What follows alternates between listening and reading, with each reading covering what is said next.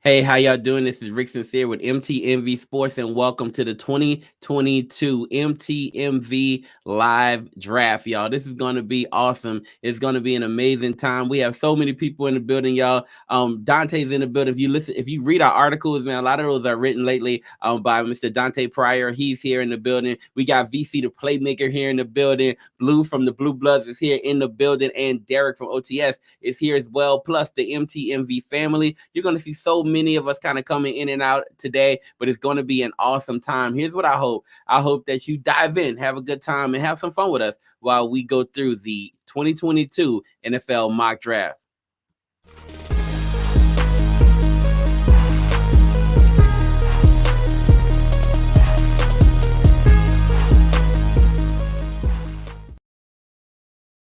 All right, y'all. So look, we're going to kick off, and Jacksonville Jaguars are on the clock with the first pick. And is the pick in? Are we good? The pick's in. All right, here we go. Hold up.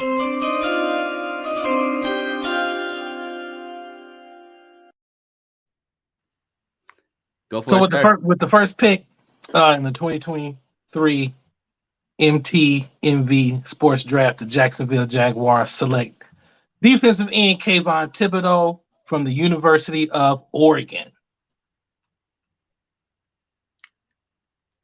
Wow. Okay, talk about that.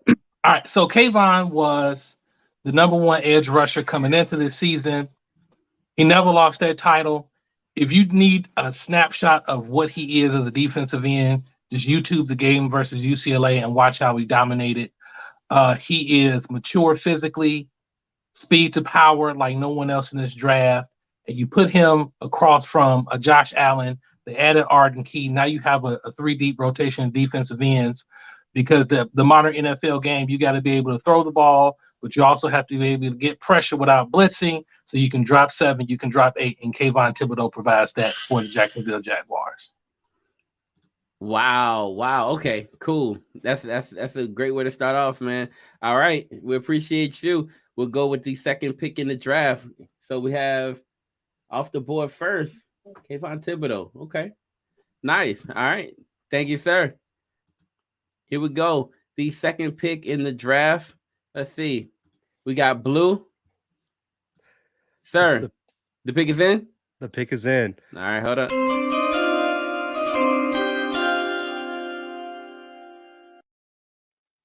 All right, go for it. Who is it?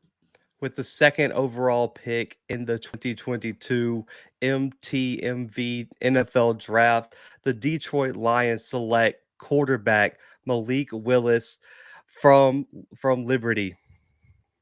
Wow. Okay. Talk to me about that.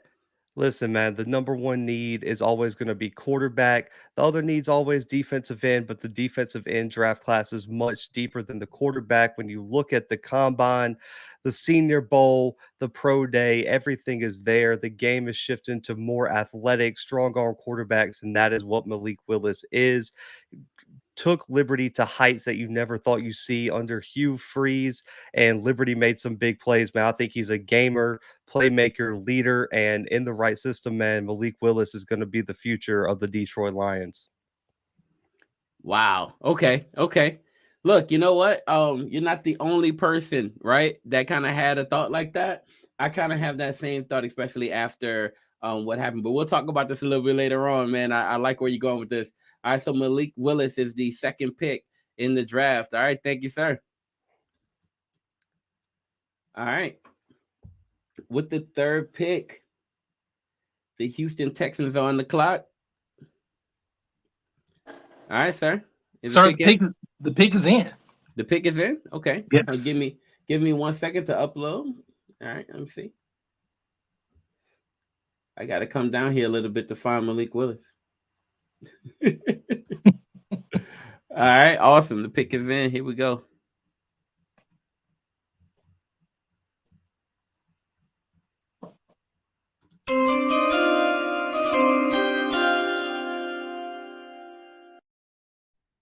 So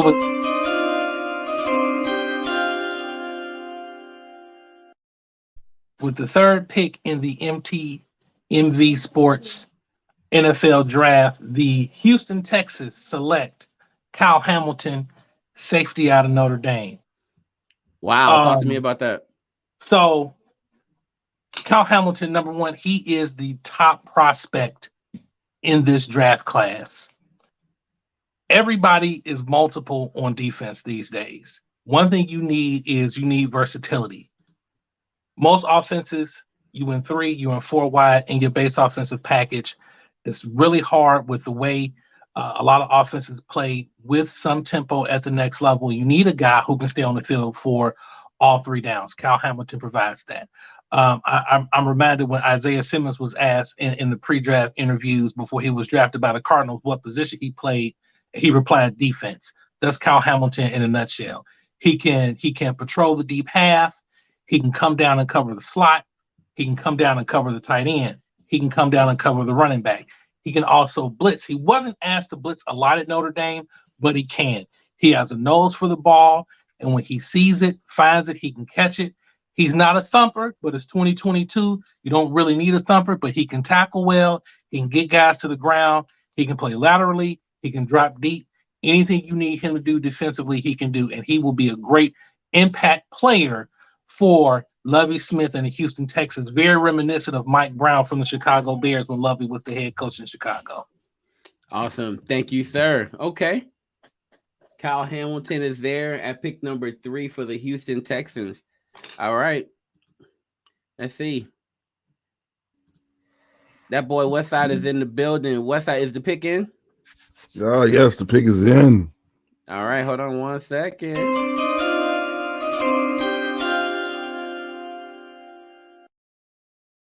Go for it, sir. Number 1 off the board was Kayvon Thibodeau. He went to Jacksonville. Number 2, Malik Willis. Number 3, Kyle Hamilton, who was picked number 4 for the Jets. So the Jets the Jets are going to go with this young man out of Cincinnati, Sauce Gardner. Do I do the commentary now? What's up? Go for it, sir. All right. Sauce Gardner, he gives you something that you don't get out of a lot of quarters. He is someone that can play on his own island. Not only that, he has a great nose for the ball.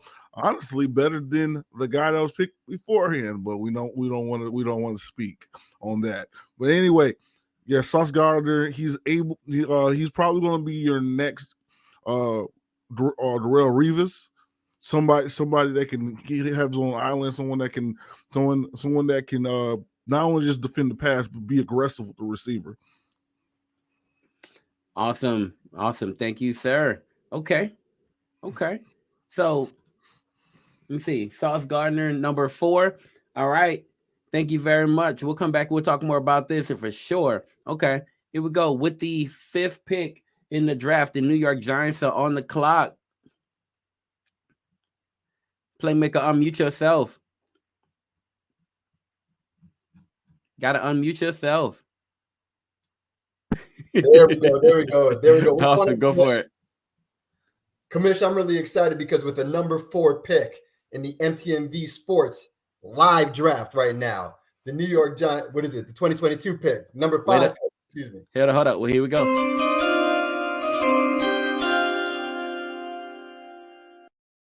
You see how I got so excited with the number 5 pick in the MTMV Sports live draft. The New York Giants select offensive tackle Evan Neal, Alabama. Wow. Talk to us about it. Yeah, I've got to tell you, I'm really excited about this pick because, in the offseason, we obviously made a commitment to sticking with Daniel Jones. So we've got to let the young man thrive. Evan Neal is the guy to do it. There have been a lot of high rises on the draft board, but what I really want to do is I want to stick with a proven commodity, a solid product. You're talking about a boy that is huge, 350 pounds, can solidify that right tackle spot right off the bat, has the flexibility to play left tackle or right tackle. So you've got to be excited about Evan Neal and what he could do and the potential in terms of rebuilding that line for the New York Giants. I'm really excited about this one.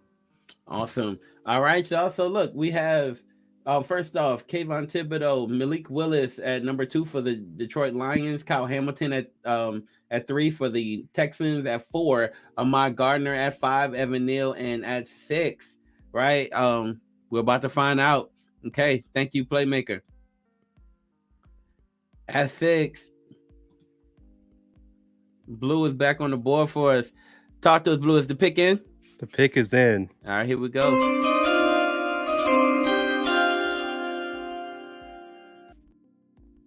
Who you got? With the 6th pick of the 2022 MTMV Live NFL Draft, the Carolina Panthers select offensive tackle from NC State, Akeem Iwonku. Wow, And talk to us about it. man, listen, between him and Evan Neal, the top 2 offensive tackles in the class, Akeem was one of the highest graded offensive tackles in the country for multiple years, can play multiple spots on the offensive line. And for the Panthers, they seem like they seem like they're committed to their guy quarterback. You've got to protect them. They went out, got a lot of weapons last year. Now it's time to limit those sacks. And then if you're looking ahead to the 2023 class, you've got to have a foundation if you decide to move on next year. So I think Akeem really offers that for the team. Wow. Okay, cool. I'm watching something I didn't expect to see, but draft night is something that there's some people still on the board here that I didn't expect to be here still, right? So I want to see what happens after this. Thank you so much, Blue. All right, we're gonna dive into the conversation in just a minute, but here we go. Playmakers back up. If we're looking at the 7th pick, Iwonku just went 6, right? Evan Neal went 5. Ahmad Gardner 4, right? Talk to me, bro. Here we go. Let's see where you're going with this. Is the pick in? The pick's not in yet because I'm still upset right now. Okay. Okay, what's up? I knew this was going to happen. I knew I was going to get snuck for Eakin. Okay. Eakin. Okay. He was supposed to provide for my team. That's what his name means. One that will provide. He was supposed to provide for my offensive line. So now I've got to think about this one. Okay. But the pick is in. Okay.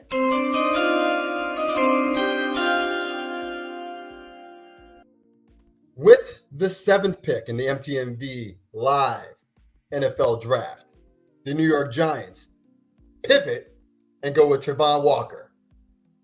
Let's go. Let's talk about that. Whoa. Okay. Talk to us. We need that help on the D-line. It's definitely been a need. We've talked about edge rushers. I still believe in Ojolari. We've got some talent on there, but we need somebody to pack. To solidify the line, and I just think that Walker is going to do that. Great pedigree out of Georgia. I think that this is going to be the right pick, given that the Giants had to pivot. So we're really excited about this one. Welcome to the New York Giants. I like what we're doing from an offensive standpoint. The offensive line ranked 30th. Defensive line was terrible. We've got to find a way to formulate that. Now, I would have done an off-the-wall pick and selected a linebacker here, but I think it's a little too early. Didn't have the time to basically go ahead and draft back, but I think that this is the best value at the board at this time. Wow, man. Look, there's going to be so much to talk about after these next few picks. Thank you, man. I appreciate you.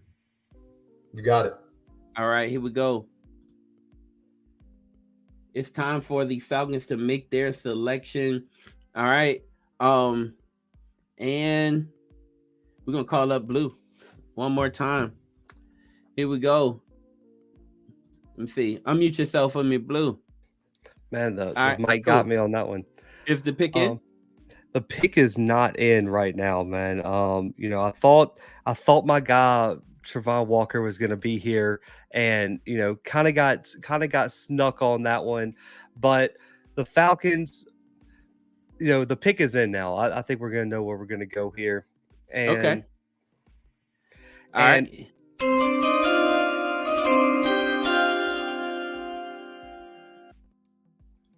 And the Falcons are going to shore up that secondary and get Derek Stingley, cornerback out of LSU. And when you look at this kid, man, that freshman year at LSU, if that would have been his whole career at LSU, he probably would have been the number 1 player in this class. And we're betting that he is going to shore up this Falcons secondary in a division where you are going to need a corner with QBs such as Tom Brady and also even what Jameis Winston is doing. And we see what the Panthers will be doing. Derek Stingley is going to be a 15-year starter, potential Pro Bowl player. When he's a return guy, and with the ball in his hands, man, he's taking it back for a pick six. So the Falcons are excited to have Stingley to shore up that back end. Wow. Okay. All right. Stingley's off the board here. All right. Here we go. Okay, y'all. Look at this. If we look at the board, if we go back over for 1 second, here we go. So far, we have Kayvon Thibodeau at 1, right? At 2, we have Malik Willis, Kyle Hamilton at 3, at 4, Sauce Gardner at 5, Evan Neal, right? Ike Ekwonu at 6, and then Trayvon Walker at 7, Derek Stingley at 8. All right. So with that being said, here we go, y'all. With the 9th pick in the draft, the Seahawks, the pick is in.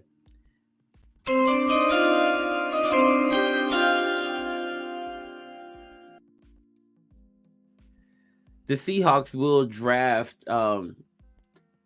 edge rusher out of Michigan, Aidan Hutchison. That's where I'm headed with this pick. I'll tell you exactly why. So the reason is because, to be honest with you, didn't think he would be here. And we have an impact player that's still on the board. You get great value here. Of course, if Malik Willis would have fell, it would have been a definite, somebody to think about, right? I also thought about for a second, possibly, I don't know, trading back. But Aidan Hutchinson, we need somebody. We need an impact player. Right? We need an impact player. And I know people in Seattle are like, we don't need that, man. There's so many other needs. I know. But golly, I didn't expect the board to fall like this. So right now, right, at 9, that's a great value pick for me. I'm going with Aidan Hutchinson. All right. After that's done, pick number 10. And then we're about to get all these guys back on screen and talk about what we're seeing. But pick number 10 is the Jets. We're going to bring back up kind of west side, the best side. Here we go. West side. Is the pick in? Man, we've been in the war room battling it out, man. A lot of good talent on the board. All right, but there was just one guy that stuck out.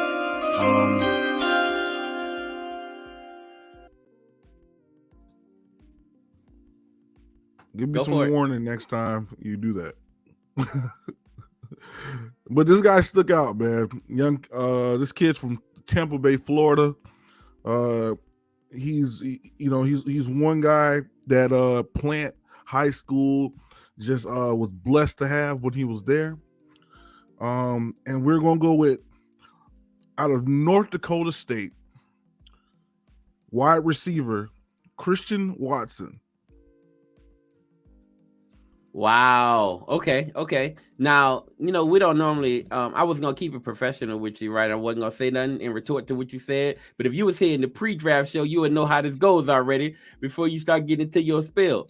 So don't play me like that on camera, my man. But look, hey, you got to give me some warning before you go and pull out Christian Watson. But go for it, brother. Talk about why. Okay, so Christian Watkins gives you something that we have a lot of, but not this. He's 208 pounds, 6'5", ran a 4.36 at the combine. Not only that, he's a sure hand.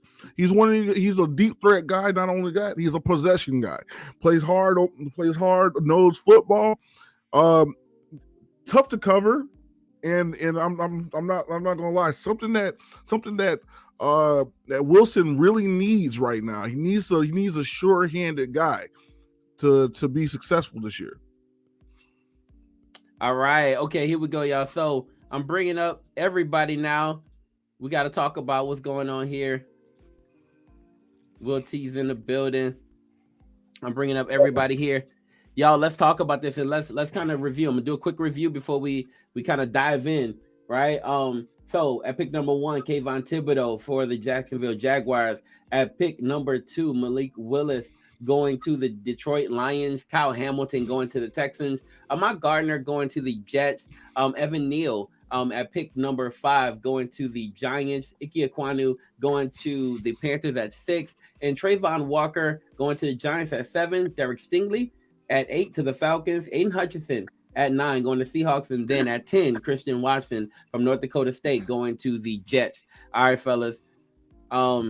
Man, your immediate reaction. Go for it. Let's talk about the surprise, right, Rick? Let's talk about Aidan Hutchinson. You know, great staring at me in the face at 7. It's going to be a difficult choice to pass him by. But I got to be honest with you. I get worried a little bit about the medical issue with his ankle. That's the only reason why.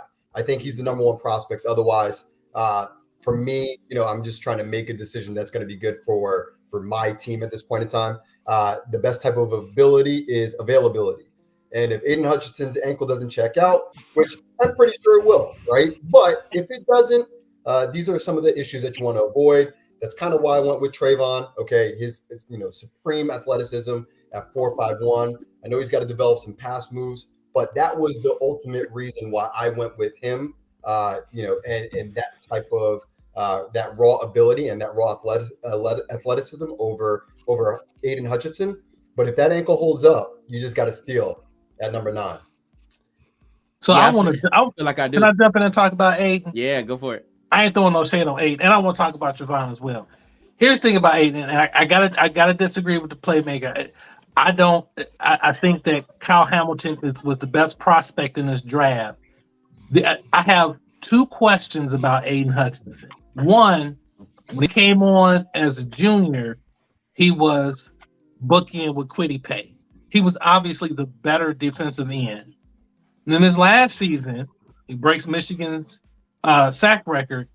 He's booking with David Ojabo. Rarely did Hutchinson have to consistently face double and sometimes triple teams every game because you couldn't because if you did, you ran into Ojabo.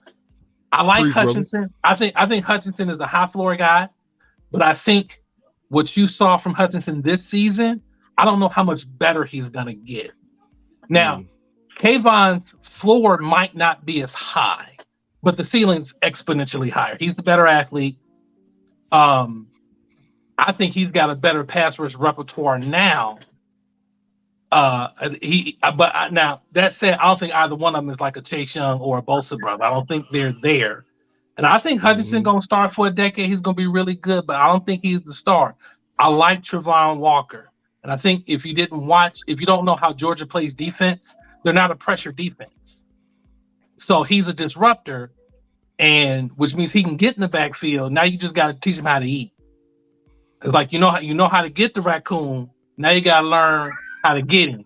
And once he learns how to get the raccoon, I'm telling you, man, Trayvon Walker may be from a tools, pure tools. He may be the best DN in this draft. But Kirby never told him, "Hey, go eat that quarterback." That wasn't what he did. Because that's not how they play.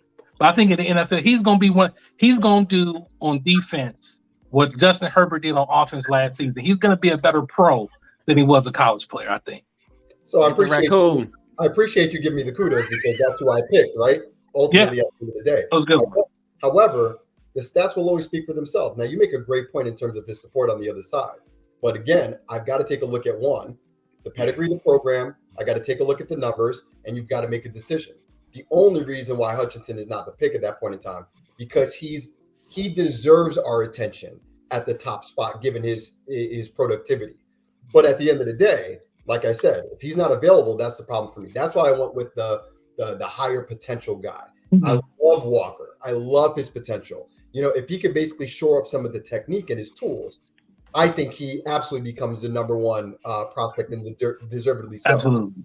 You start looking at the mock drafts, he's rising up the draft boards. Mm-hmm. That's why I think that there's the value there. But Aidan Hutchinson falling at 9 in this draft, we're going to see next week is just not possible. It's not feasible. It's not going to happen. Well, can I interject? Yeah. No, you can't because of who you picked. Go ahead, Westside. I'm playing. No, I was just saying, man. Aidan Hutchinson, I like the guy because he's marketable. And at the end of the day, yes, he could, football is important, but Baker Mayfield is marketable too. Yeah. So was Manziel. And he got picked high. He got picked really high. Now, where he at now? Now, it doesn't matter. Kelly He got the Baker number one alone. overall pick. Where he at now? He got picked number one over. It does not matter, Rick. He got picked number one overall. He had a whole bunch of commercials made on him. It was a bad choice. I mean, bro, it was might be a choice. bad choice, but he got a ton of money to the organization.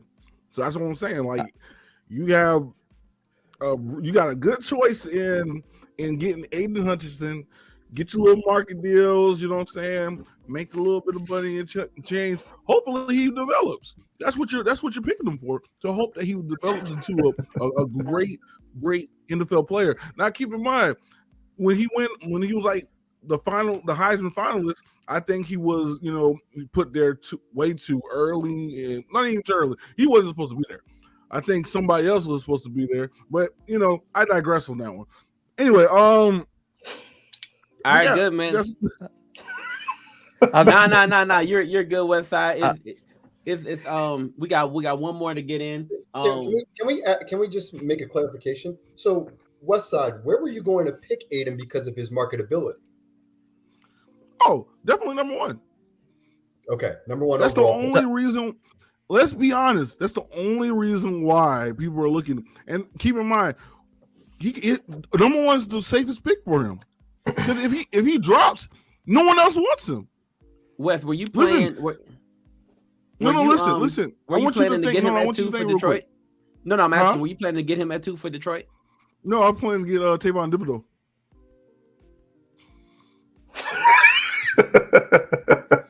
So I mean, like, you being punked right now?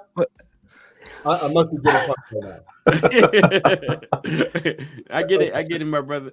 I mean, go ahead. Get it. Like looking at Hutchinson though, man. For me, I'll probably, if I'm a top 5 team in the draft, I'm not taking him. Marketability is not enough for me. Like the goal isn't to ultimately get endorsement deals for the player, is to win games. And if I'm looking at him, the one game that he was supposed to go make money in the college football playoff, the best O-line, they manhandled him. Like I'm talking about, murdered him. There's more clips of them putting him in the turf than there is of him doing anything. I mean, he didn't even stand a chance against the best O-line he faced. And so for me, they put him in timeout. I mean, exactly. So I can't take that guy top 5. Like, and if I'm a team looking at me as a GM, I'm not taking him top 10. I don't think he's that good personally. Like to have him number 1 in the class, like I don't see anything that set about his game against good talent that says number 1 pick, number 1 player in the draft, man. I don't see that it factor with Aidan Hutchinson. If I can jump in real quick, the one thing that tripped me out. All right, last one, y'all.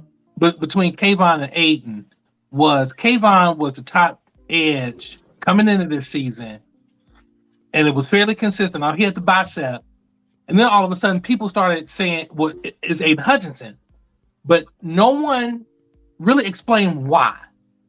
Like no one really said this is why Hutchinson's better than Kayvon Thibodeau. And when you look at the tools, Kayvon's got more tools. And I'm with my man, Brother Blue Blood. If I'm picking in the top 5, I want a guy who I think, number 1, can come in and play right away and be high impact, but also has a ceiling who's going to grow. And I think Aidan, he's got a good motor. He plays hard. Cliche. But at the end of the day, I don't know how much better he's going to be as a pro in contrast to Kayvon. And I will say I was shocked at Malik Willis. Don't nobody want to talk about him going number 2. He was the best quarterback in this draft, and it's not even close. Look, I cover the ACC for SaturdayBlitz.com. It's not close. I was like 2, but then I thought about it. They can let him cook for a year or 2 because you got golf, such as it is. They ain't going nowhere in 2 years. And I like Dan Campbell as a coach. Detroit's never really developed a young quarterback. They may be able to do it with Malik Willis because he's got tools, and everyone who's said anything about him, he's gonna go to work. And that's something that you're not gonna have to do. That's time. That's time. All right, y'all. All right, look, we may have to say goodbye to some people in a second here. I know some people have to make some moves. I think Blue, are you leaving out? Is this your time? Not man. I'm good. I'm good to go, man. Oh, cool. Okay. And Derek, you sticking around too? For my pick, yeah. All right, cool. All right, y'all. We're gonna get right back into it. Here we go. All right, let me see. I think we have audio for. Hey, can you hear me? You gotta unmute yourself. All right, cool, y'all. We're about to get into this next pick. Okay, we're about to get into the next pick. We're at pick number 11 right now. All right, Ed, can you hear me? I can hear you. Can you hear me, Rick? Awesome, I sure can, man. All right, cool. So, this is the way we're gonna do this. Is the pick in? Yeah, the pick is in, man. I'm gonna be in and out, man. But I got my pick. All I'm right. ready to go. Give me 1 second. Here we go.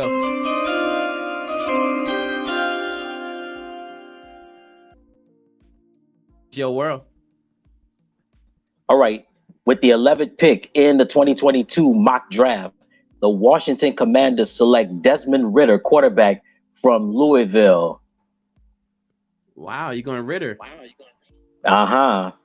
Okay. Absolutely. Talk to me about it. All right. Well, Ritter, he was really under the radar for much of his time at the University of Cincinnati. Again, solid program under head coach Luke Fickell. And he was one of those quarterbacks. Again, we paid attention during this past year to the likes of Bryce Young and all the quarterbacks in the SEC. But Desmond, again, playing in a conference, known primarily for basketball, but Cincinnati, not known to be a football powerhouse. They did earn the right to be in the BCS playoff. We know how that situation turned out, but they earned the right to be in one of those BCS playoff games. But nevertheless, Desmond Ritter, he showed up and he showed out, and he was really under the radar for much of the year. So I think he's a hidden gem. So that's why I'm going to roll with Desmond. Again, he's small, 6'3", only 211, but nevertheless, I'm gonna rock with Desmond on this one. Wow. Okay. Thank you, man. We appreciate you. No problem, bro. All right, y'all. Ritter. Wow. Okay. We're gonna bring up the one and the only Nora Natish. Nora. Hello. Hey, Nora. How you doing? I'm good. All right. Awesome. Is the pick in? Yes. All right, With the 12th pick. Hold on 1 second.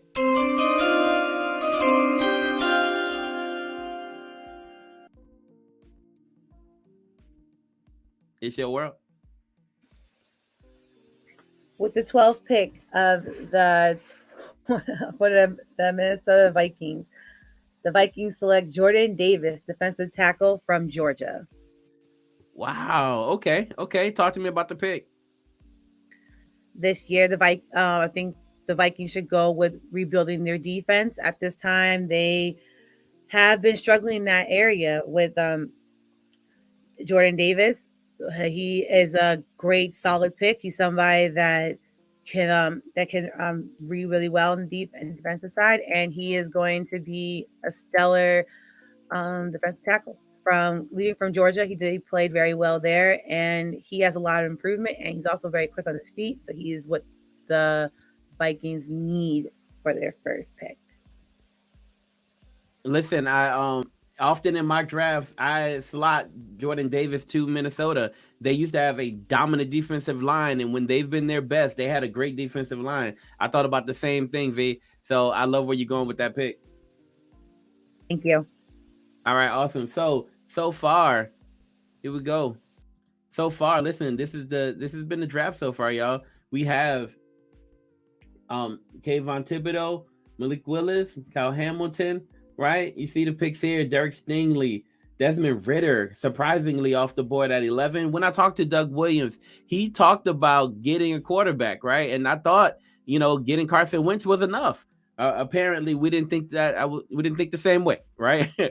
Carson Wentz may not be enough, and Desmond Ritter goes with the 11th pick, and then at 12, Jordan Davis. It's time to bring back up Principal Dante. All right, sir, is the pick in? The pick is in, my brother. All right.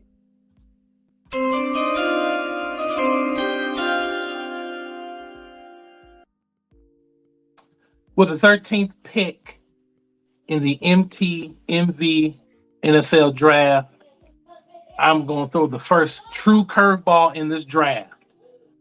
The Houston Texans select linebacker Chad Mumma out of Wyoming. Wow. Okay, talk to me about it. So I listen.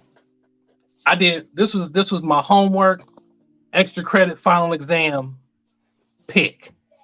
This is why I like Chad. Number one, Lovie Smith is the head coach. They're gonna run a lot of cover two. You're gonna run cover two. You need a linebacker who can drop deep and knows how to do it. If you put on some tape, some Wyoming tape, and you look at this young man play, he plays a lot like Brian Urlacher.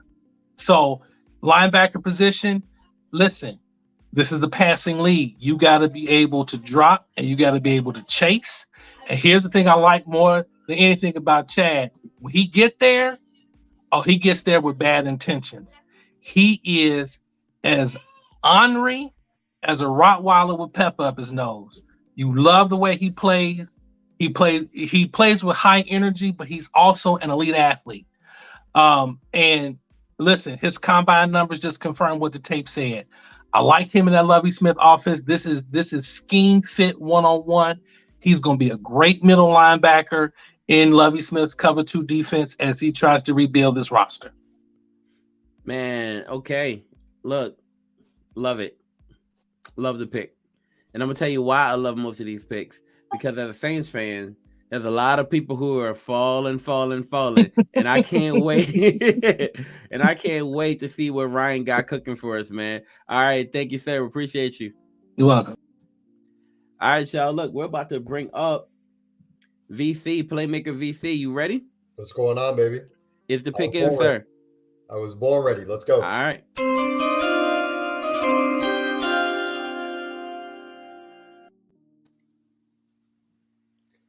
All righty, folks, with the 14th pick in the MTMV live draft, the Baltimore Ravens select. This one's tough for me, but we're going to go with Garrett Wilson, baby. Let's go. Wide receiver. Wow. Okay. I know that the Ravens need an offensive tackle, but I just cannot help getting Lamar Jackson a little bit more help. And I'm going to tell you why. I started looking at Marquis Brown and, going into his fourth year, he's definitely blossomed. He's elevated his game, went for over 1,000 yards, 6 scores last year. But we started to see a little trend this offseason, okay? A lot of wide receivers are becoming a little more diva-esque, okay, asking for that payday. So what I want to do is I want to prepare myself for that occasion. And I actually don't want to rely on Marquis Brown, okay? A little bit of a one-trick pony, although he's developed his game a little bit. I just think right now, if we go ahead and we slot in Wilson, you've got Rashad Bateman, you've got Wilson right here as your 1 and 2 for the future. You can't really argue with that. It's got great speed. He runs nice routes. I don't like, I think that he could get a little bit more polished with catching the ball away from his body. I think that that's naturally going to grow, but he's got all the tools to go ahead and blow up in the NFL. So Lamar, you got to keep Lamar happy as well, okay? If he's going to indeed be their future, you got to keep that man happy because he's going to cook for you. So I can wait on that offensive tackle a little bit later, okay? But I can't wait on Garrett Wilson. Man, I am seeing, look, that's not too surprising. And there's another guy there who I'm going to ask you about later, right? We got to talk about it. There's another guy there, but I appreciate you. All right, cool. Here we go. So with the 14th pick in the draft, the Baltimore Ravens select Garrett Wilson. All right, man, it's time for us to bring up the one and only Will T. Will T. I'm doing well, brother. Hold on. Is the pick in? The pick's in, man. All right.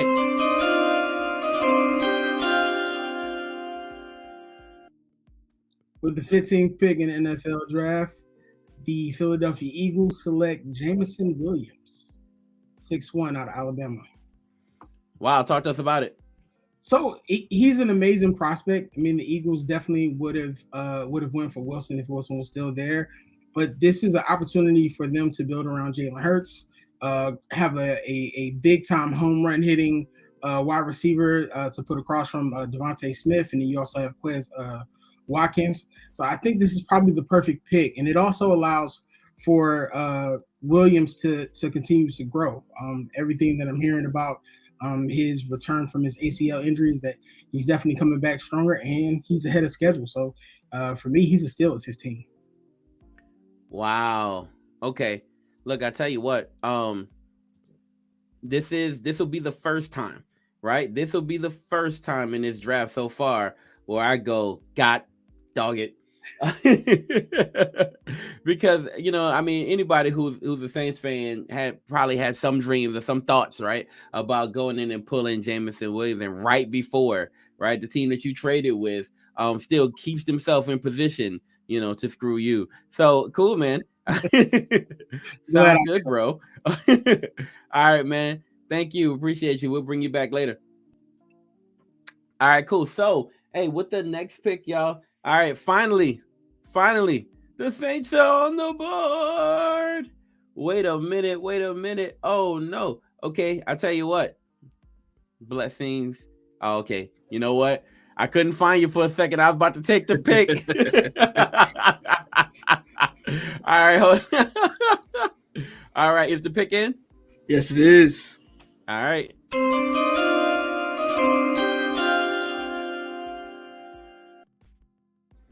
With the 16th pick in the MTMV Live NFL Draft, the New Orleans Saints select offensive tackle Charles Cross, Mississippi State. Talk to us about it. Man, like you said, there were some players falling for the Saints, and Cross was one of them. I kept eyeballing him. I was like, no way he falls. No way. Like, I thought he'd be gone top 10, and the Saints, they need a left tackle. They lost Armstead, and Cross, he slips right into that role. I think he's one of the better pass blockers, if not the best pass blocker in this draft. Secures the left side, protects the blind side. Great quick step, great pass blocking technique. He could work on his run game a little bit, but he's everything you want to me in a left tackle. Wow. And listen, as I saw the board kind of falling the way it was, I knew for a fact this pick was Charles Cross. Actually, I already had it kind of ready and teed up. I knew what the deal was. And so you've been at least paying attention to the Who Dat Nation. So I see where you are with that one, sir. All right, cool, man. All right, we'll get you back here in a second. Thank you. All right, y'all. Look, we're about to bring up my man, the myth, the legend, the voice. All right, check it out. So here we go, y'all. I'm gonna go back through and kind of tell you what we've seen so far, so you can get an understanding of where we are right now. So Kayvon Thibodeau at 1, Malik Willis at 2, Kyle Hamilton at 3, Ahmad Gardner, Sauce at 4, Evan Neal, Ike Ekwonu, right? You can see the names here. We'll skip down a little bit. One of the surprise picks so far, Christian Watson at number 10, Desmond Ritter at 11, Jordan Davis, the Mountain Man, at 12, right? Chad was a little bit of a surprise too. But the explanation was pretty well. Do y'all see the needs right next to the Texans? Every position. That's hilarious to me. All right. Garrett Wilson at 14, and then Jameson Williams at 15, Charles Cross at 16. And now the Chargers are on the clock. Voice is on you, sir. Is the pick in? The pick is in. All right. And give me 1 second. Okay.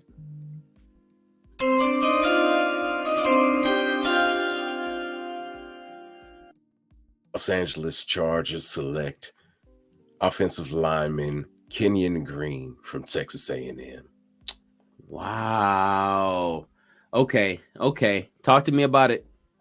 Well, every great team begins at the line, and they have someone that they're trying to protect in who they believe to be their quarterback of the future. And that's a need of theirs, is someone at the line. He can play tackle, he can play guard.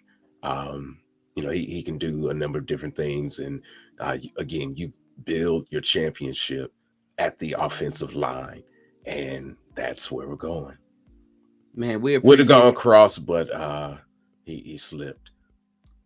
Yeah, I tell you what, that was the whole point of that trade we made with with Philly, right? Is to get in front of you guys and take the tackle that we wanted. At least that's what most people believe. All right, thank you, Voice. We appreciate you, man. We know, man, you're kind of playing a little bit hampered today, and we appreciate you being here with us, man. Take care. Absolutely. All right, y'all. Look, we're getting down to the end of 11 through 20. We're gonna bring back the man, Derek, representing his Eagles squad, bro. Is the pick in, sir? Yes, sir. All right.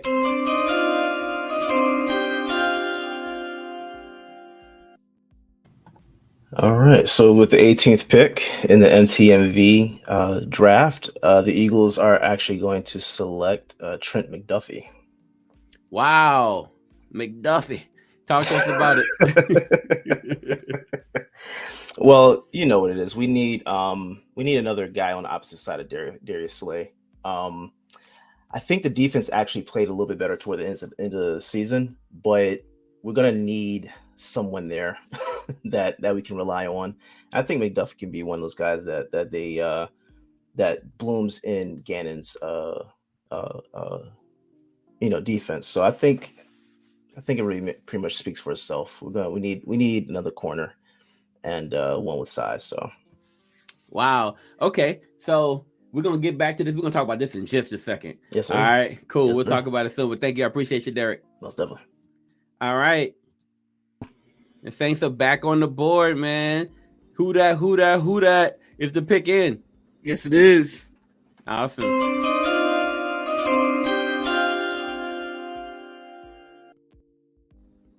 With the 19th pick in the MTMV Live NFL Draft, the New Orleans Saints select wide receiver Chris Olave from Ohio State.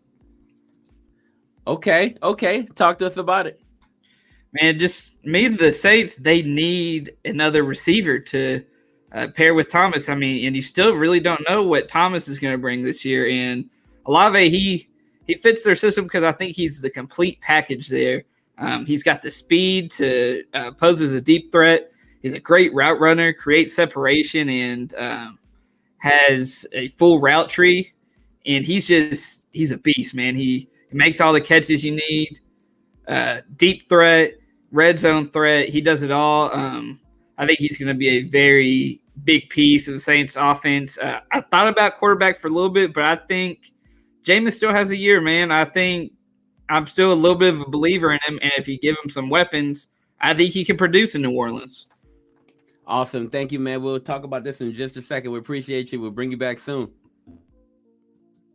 All right, y'all. Look, it's time for us to bring up the man, Will T. Yo, is the pick in, sir? The pick is in. Awesome.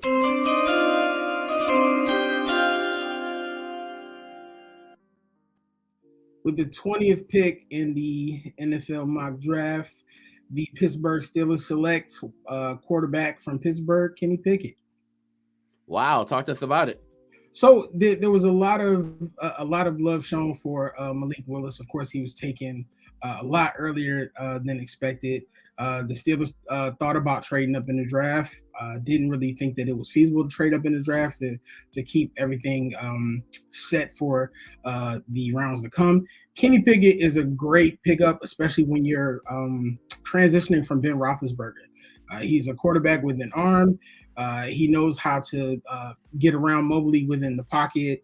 He's really poised. He was actually a really big prospect in 2020 and actually decided to stay the extra year, which actually helped.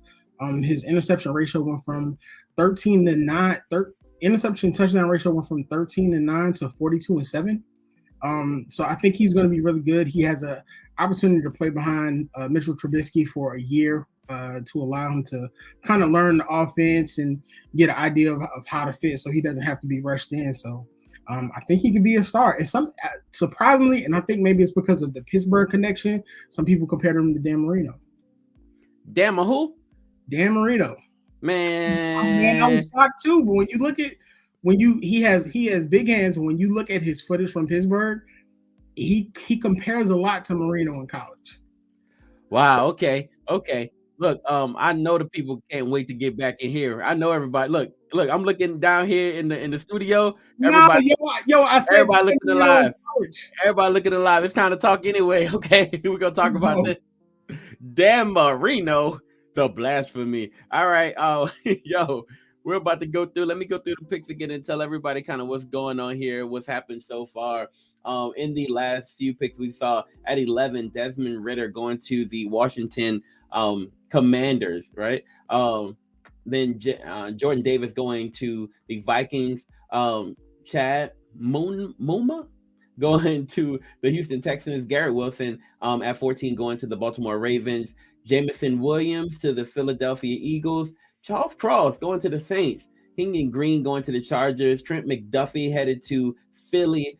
Chris Olave headed to the New Orleans Saints. And then Kenny Pickett, who's still on the board, though. Guys like Drake London. And I've just had a conversation with somebody, a passionate conversation with somebody just recently who told me that, man, he's the number one wide receiver in the draft. Well, we're going to find out about that really soon. Right now, it looks like he is not. You saw the Ohio State guys go before him. So let's talk about this, guys. What's going on? What are some of the most shocking picks that you saw in this round? I'm going to bring back everybody really quick. Let's talk to everybody, and let's see what's going on here. Go for it. Can we talk about not the most shocking, but the greatest pair of picks? Ryan, well done for the Saints. Well freaking done. Because I'm going to tell you, Charles Cross was on my radar in the top 10. Okay? Like, I started debating, I'm like, who's truly the number one tackle? And everybody can go ahead and say, what? What are you talking about? I'm just going to be honest with you. Charles Cross is rising, and honestly, for me, if I'm a Giants fan, I'm scrapping it all. I'm saying, hey, look, we're going to go ahead and we're going to basically address both left and right tackle. But either way, Charles Cross to the Saints is incredible. And then to come back with Chris Olave, who I'm sitting here saying he's really at the top of the pier for me. I mean, if you actually watched him play, equally as impressive in my mind. So, great job of drafting. Yeah, I mean, I could see Charles Cross going as high as 6. I've been seeing him to the Panthers a lot, and that's where I've got him slotted right now because I think both those other tackles, Icky and Neal, are going to go before 6. So I think those 3 guys are all 3 going to be top 10 tackles at the end of the day. Yeah, well done. Before I throw a whole lot of shade on Will T for that blasphemous remarks about Dan Marino, I don't. The wide receivers are interesting in this draft. It's like a buffet. Like I don't think there's one superior wideout. I think it's what you want and what you run. So you got a Drake London, he's a freak, right? But if you're Kansas City, I saw somebody with a Kansas City logo. If you're Kansas City, you probably prefer the more sleek sort of slot guys like an Olave. In my opinion, I forgot who took the Garrett Wilson to Philly. So to Baltimore. No, oh good. So let's talk Wilson to Baltimore. That was a good pick. Because Baltimore don't have anything but a whole bunch of 2s and 3s. They don't have a number 1. I don't care what nobody say. I like Marquis Brown. He ain't his cousin. He ain't AB. He's not a number 1. He may think he is, but that doesn't mean it's true. And I don't want to go on a whole rant on how the Ravens need to fire Greg Roman to get a real offensive coordinator. But I covered Kenny Pickett. I love Kenny Pickett. He's a great story. If the Steelers were to take him at 20, they'd be looking for a starting quarterback in 5 years. They're going to be looking for one in 5 years anyway because they signed Mitch Trubisky. Here's the thing about Kenny Pickett. They played North Carolina. And I saw Kenny Pickett rolled out to evade pressure. Wasn't bad. About 20, I think they were on 30, so they were in plus territory. He tries to get it on the run off platform to the end zone, and it didn't get there. Like, Kenny has no elite traits. He's not an elite athlete. He doesn't have an elite arm. He doesn't have elite mobility. He doesn't have Dan Marino's arm. Will T, I don't know how old you are. I grew up on Dan Marino. He ain't got Dan Marino's arm, my brother. I'm 38 years old. I grew up on Dan Marino too. Everything that you're saying for Kenny Pickett is half truth when you consider the fact that he broke Dan Marino's records at Pittsburgh. Hold on, wait a minute. Okay. When he went to the combine, He had incredible arm strength. He's not going to be Michael Vick getting out of the pocket, but he is going to be elusive enough to extend the play. Everything that you're saying about Kenny Pickett is the same thing that they said about Roethlisberger coming out of the draft, that he wasn't, that he couldn't be, that he wasn't accurate, that he couldn't do anything out of the play, that he wasn't mobile enough. And they proved him wrong. He's going to come into an offense where he gets a chance to not only grow, but he gets a chance to literally sit for a year and watch them develop that offense. And he has a great running back that he's going to be able to have in the rebuilding the offensive line. So I think the issue that we have in this draft is there's no top tier quarterbacks in here. The fact that Malik Willis got taken second is just crazy to me. There's no top tier quarterback in this draft. All the quarterbacks in this draft probably should be late first rounders, if that. I agree. Well, I got to tell you, the one thing that just scares me about Kenny is, when he steps up in the pocket, it looks like he's seeing ghosts sometimes. It kind of reminds me of Mitchell Trubisky. Those early years, a little skittish, and I worry about that, man. I hear what you're saying, and I don't want to completely write off what you said, because obviously the statistics can speak, can tell you a lot of things. But what I can say is when you start looking at some of those intangibles, I get a little bit worried about Kenny, but I do think he could be solid. He could be solid for a team. The only other thing that I could also worry about with Kenny, going into this year, going to be 24, already starting out a little old, like that makes him a little bit less desirable for me. However, I will say, if you're talking about pick 20 at this point in the draft, and you've got a need such as the Steelers to bring somebody in that you can mold, allow time to develop, it's not a terrible pick. In fact, I would have thought the Saints might have given him some consideration at 19, but that's just me. So I agree, and so now they did not question Roethlisberger's cannon of an arm. They questioned the athleticism, but when you that big, you ain't got to be a great athlete to listen. When you rush Roethlisberger, that number better been a 60, 70, or 90. Don't bring no 30s to Roethlisberger. But here's the thing about Kenny. And this is why he's so polarizing right now in the draft, is because you put on the film and then you look at the combine and they're not matching. And then also, once again, I've watched a lot of Pitt football. In context, you look at Kenny's season, but look in context of how bad those defenses were this year in the ACC Coastal, and the rise of Tissir Mack and Jordan Addison on their team as well. And I don't know if we got a Joe Burrow. I don't know if we got a Joe Burrow with Kenny. I think Kenny, in the right situation, is a Kirk Cousins, Case Keenum. And look, Kurt ain't that good, but Kurt done made some paper. I agree. Look, Kurt can make some paper. I agree with that. I can't say Kirk Cousins, but I agree. And with Roethlisberger, it wasn't the cannon on his arm, it was his accuracy.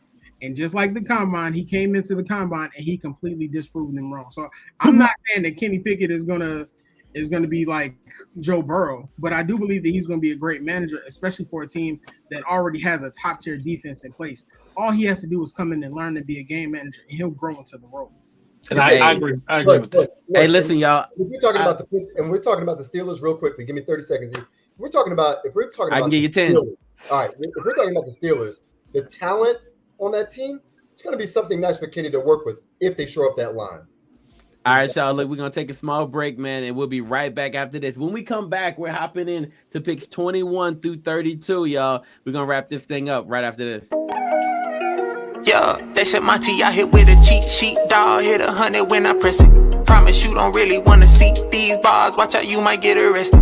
Me, my OG used to hoop on Lee Street, dog, till they started moving reckless. I can't verify unless you verify your homie. Please start asking for my blessing. Until everybody in the street see God, I can't stop until invested. Police out here killing unarmed preteen law. Why they gotta shoot pedestrians? It's too much estrogen. Abusing weapons, they don't do no questioning. Just pew, pew, pew. Too aggressive, you too excessive. Should've stay home if you was stressing. Just another RP in the group. Messages out of bounds back from a few. Deficits, Father God made me new. It's evident you don't play your part. Then we finna have to part. Cause you know the light and dark don't do. Togetherness told the old me to get a new. Residents keep the fanny clothes on do. Pessimists lead the beat. Started I done seen the deep water by the deity. Walking in the New Testament. Murder, killing, hurting children, burning, building churches, stealing, worse intentions, turn to villain, cursing women, circle sending, blurry vision, serving sentences, the serpent hissing, listen, Percocets and purses, purpose missing. If you hurt conviction, but you out here doing it, and that's what you want, don't hit my phone, cause I don't want nothing to do with it. I don't want nothing to do with it. I don't want nothing to do with it. I don't want nothing to do with it. Rumble, y'all. Yo, okay, we are back, man. Hey, we got Blue back, man, about to give us pick number 21. Let's go over the last few picks, man. 17, King and Green. 18, Trent McDuffie going to the Philadelphia Eagles. Chris Olave at 19 headed to the New Orleans Saints. And then Kenny Pickett with pick number 20 headed to the headed to the Steelers. Is the pick in, sir? Oh, the pick's definitely in. All right, here we go.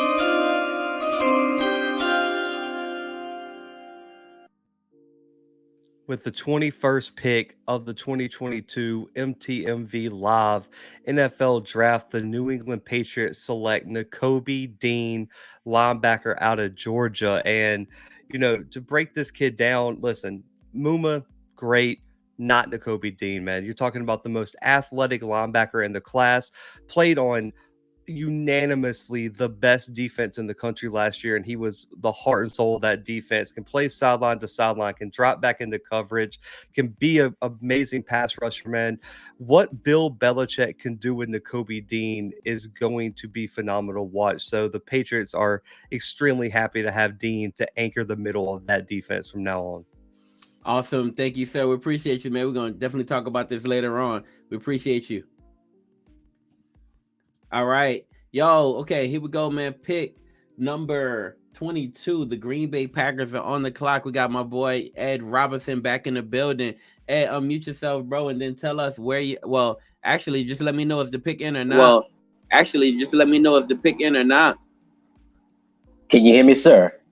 Yes, sir. Is the pick in? The pick is in. I'm ready to go.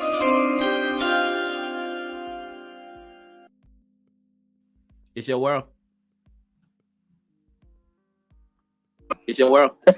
All right, here we go. In the 22nd pick in the MTMV Sports mock draft, the Green Bay Packers select wide receiver Wandel Robinson from the University of Kentucky. Now, let me explain myself for a moment. For those of you that didn't have an opportunity to watch him play during his one and only season at the University of Kentucky, he was explosive. Again, Kentucky, primarily known to be a basketball school, but Kentucky has shined bright. The program has shined bright the last several years in terms of football. I would say Wandel Robinson is I would describe him as an unrefined, a flawed Tyreek Hill, just grimier. He's a grimier Tyreek Hill. And the way they used him this year was phenomenal. And again, Devontae Adams is gone. So if Green Bay is looking for a wide receiver at a very cheap price on a rookie contract, somebody that's very talented, again, Wandel Robinson is your guy. Again, he had 2 seasons at Nebraska.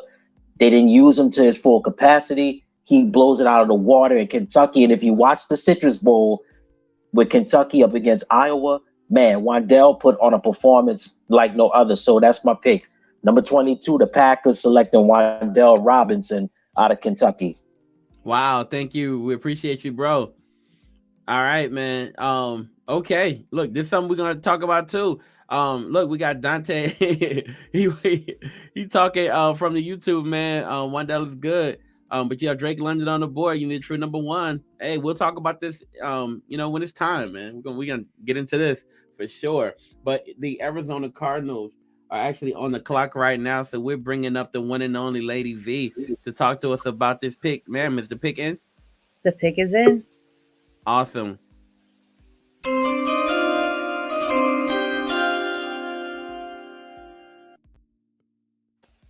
The Arizona Cardinals select Charles Cross, offensive tackle for Mississippi State.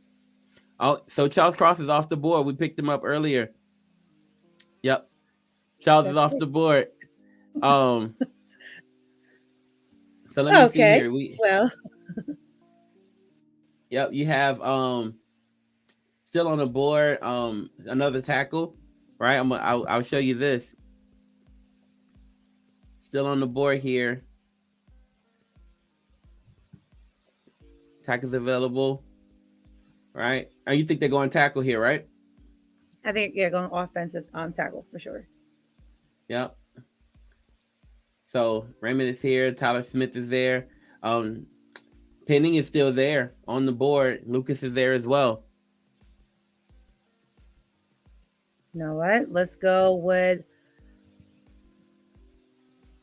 Berhard Raman. Did I say his name? From Central Michigan. Okay, cool. All right.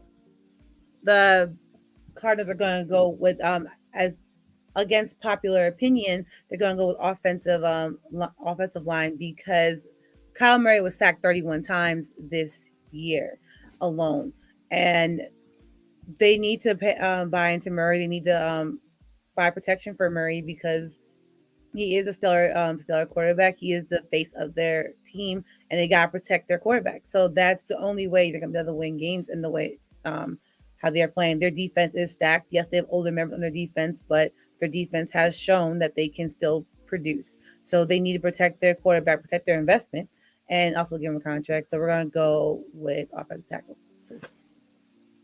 Wow. Okay. Cool. Thank you so much, V. We're going to talk about this later for sure. Appreciate you. All right, y'all.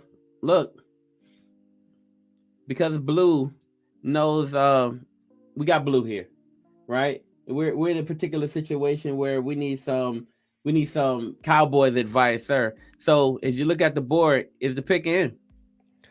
Oh, the pick is in. The pick is in. I think I know where we're going to go. Okay.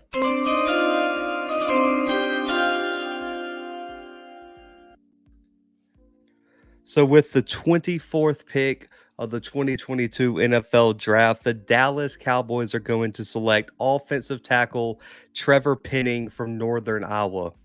Wow. Talk to me about the pick. Man, the Cowboys have built the team on offensive line. The age is really, really starting to affect the Cowboys. Last year, they were just devastated with injuries. When you look at Penning, he should have went probably top 15, man. This is one of, I think, the best offensive linemen in the class.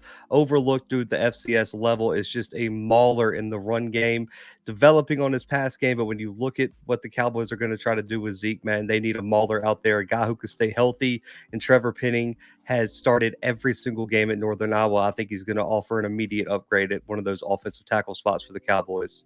Wow, thank you, Blue. We appreciate you, sir.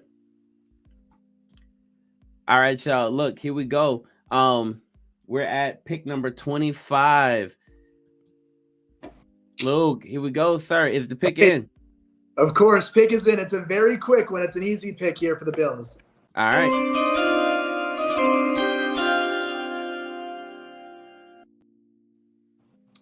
All right, the pick here, number 25 overall in the MTMV draft. So the Buffalo Bills, we've got Devontae Wyatt, big number 95, D lineman out of the University of Georgia. Okay, talk to me about the pick. Yeah, picture this here on the D line for the Bills. You got Von Miller, Ed Oliver, Greg Rousseau, Devontae Wyatt, AJ Epinesa in the rotation as well. For the Bills right here, you've got a few different spots you can look at. You can look at receivers, D line. You can look into your defensive backfield for your secondary, but great value here. Best player available. You take a look at Wyatt. And some reasoning for Wyatt, PFF has him as the number 1 graded draft eligible Power 5 pass rusher in this group. He's disruptive, provides value, put in a lot of work in the weight room over the past year. Ran a 4.7 in that 40-yard dash. There's a lot to like about Devontae Wyatt, and the Bills are going to like him enough to make the pick and take him here at 25 for the value. Wow. Okay, man. We appreciate you. We'll bring you back soon. Thank you. All right, man. Look, we're at pick number, what is pick number 26, right? Pick number 26. Ryan, you're back up, sir. All right. Is the pick in? Yes, the pick is in. Awesome.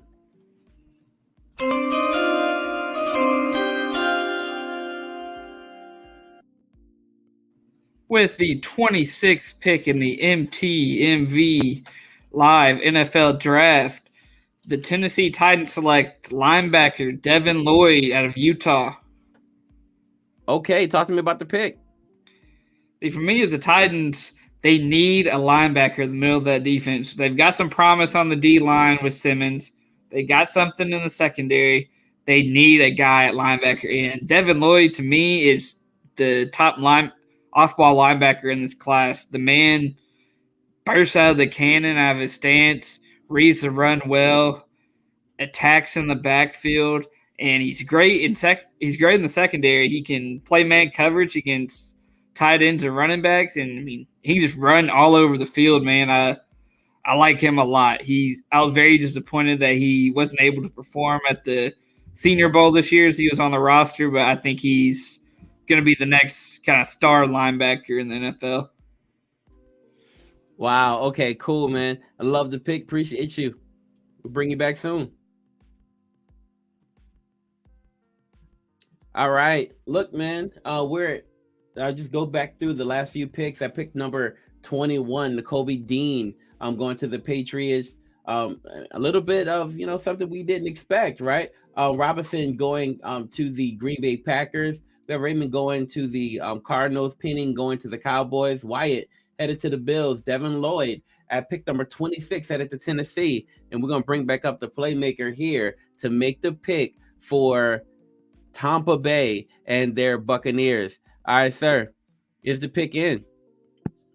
The pick's not in quite yet, but I know what Tom thinks about it. And, he's been looking at getting himself some more help on the receiver tip. And I see somebody staring at me right now.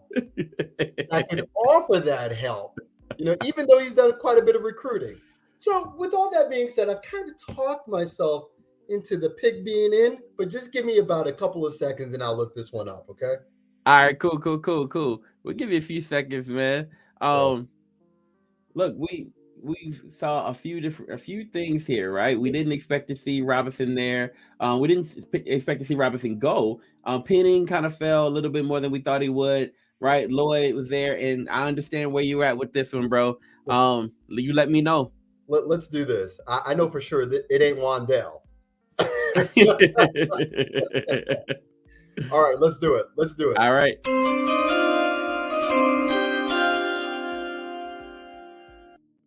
With this luxurious pick in the NFL in the MTMV live draft, the Tampa Bay Buccaneers select wide receiver Drake London. Yo, talk to me about the pick.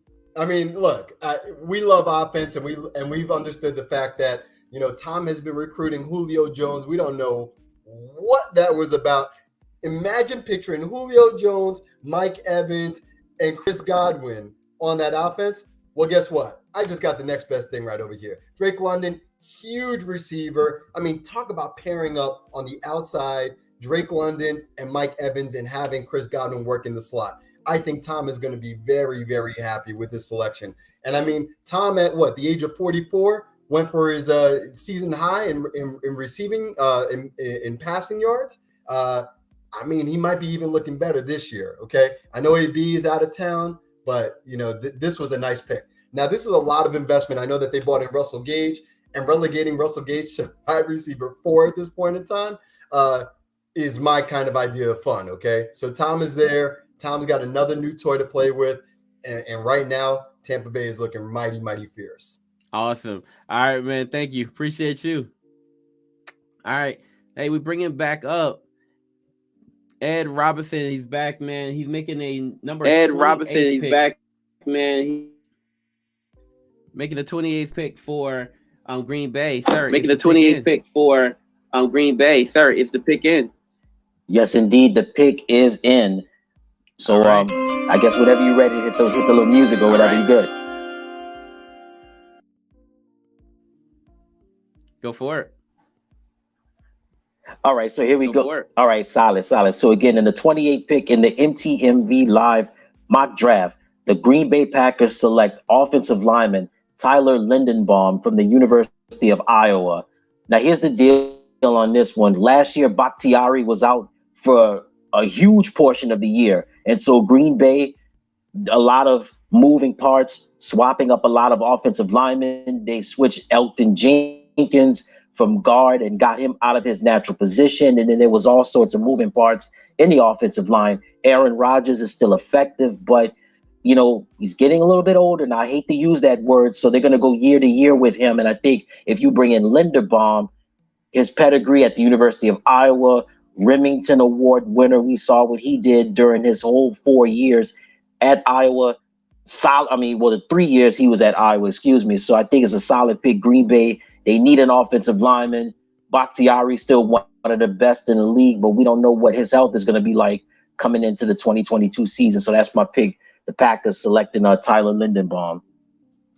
I like the pick, man. Appreciate you, Ed. We'll bring you back to talk about it. Appreciate you, Ed. We'll bring you back to talk about it with us in just a second. Solid. All right, so and listen, it's been a long time. We shouldn't have left you without a dope person to pick. Yeah. Let's go. Will Smith is in the building, bro. What's up, Will? How you doing, brother? I'm doing good, man. It's good to be back. It's been a minute. Like I said, it's good to see your face. You know what I'm saying? Same, brother. Same. Yo, is the pick in? The pick. I believe the pick is in, but can you show me the list? Because I don't know who's been picked from. Yo, okay, hold on. Let me see if my guys from 1 all the way to, let's see. Here we go. So I'll bring you here. Let me see. Thibodeau, Willis, Hamilton, Sauce, Neal, Iwonku, Walker, Stingley, right? Hutchinson, Watson, Ritter, Davis. Okay. Mumma. Okay. All right. My guys are still there. Okay. Williams. Okay. Let's see. Chris Olave. Okay. Robinson is gone, so you I'm can't ready. do that. That pick is coming in. The pick is in. Drake London. Pick is in. All right, hold up. Give me a second. Okay.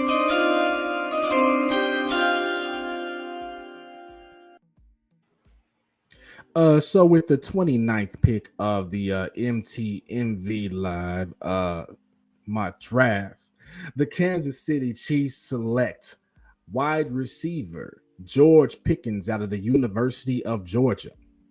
I like the Pickens selection. Talk to me, bro. Why? Yeah. Well, he's a big physical receiver. He's a playmaker. He's got some speed. He runs a 4.47. I just like he jumped off the screen to me when I watched, because I watched a good amount of all the top receivers that are, in the draft, and he jumped off the screen for me. Jameson Williams was already gone. George Pickens was high on my list. He was the next one for me, and he was still there, so we had to take him, knowing that we need a wide receiver. Juju's only a 1-year deal. We don't know if he's going to be back. You know what I'm saying? And we've got McCole Hartman is on his last year. I believe they'll re-sign him, but we don't know. So we need to draft a wide receiver that we control for 4 to 5 years. That's going to be a prominent member of that Chiefs offense, and he's going to make that offense even more dangerous. Awesome, man. All right, cool. And look, you have the luxury of making another selection here. Yeah. Right? Like because of your great loss. I understand. If the pick in? The pick is in. All right.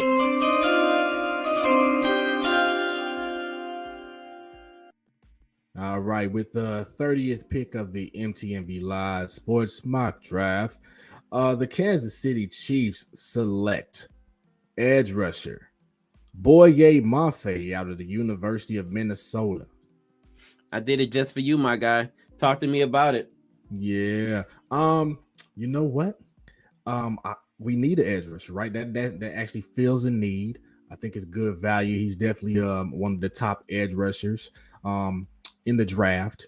I love the way he sets the edge, right? Like he not only can rush the passer, but he sets the edge and he's good against the run.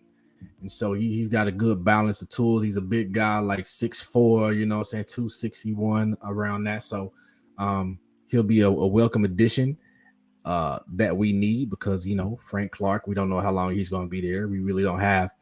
We need somebody on that other side. You know what I'm saying? Somebody young. Awesome, man. Okay, cool. Good pick. We'll bring you back in just a second to talk to us more about this. All right, here we go. We're at pick number 31, y'all.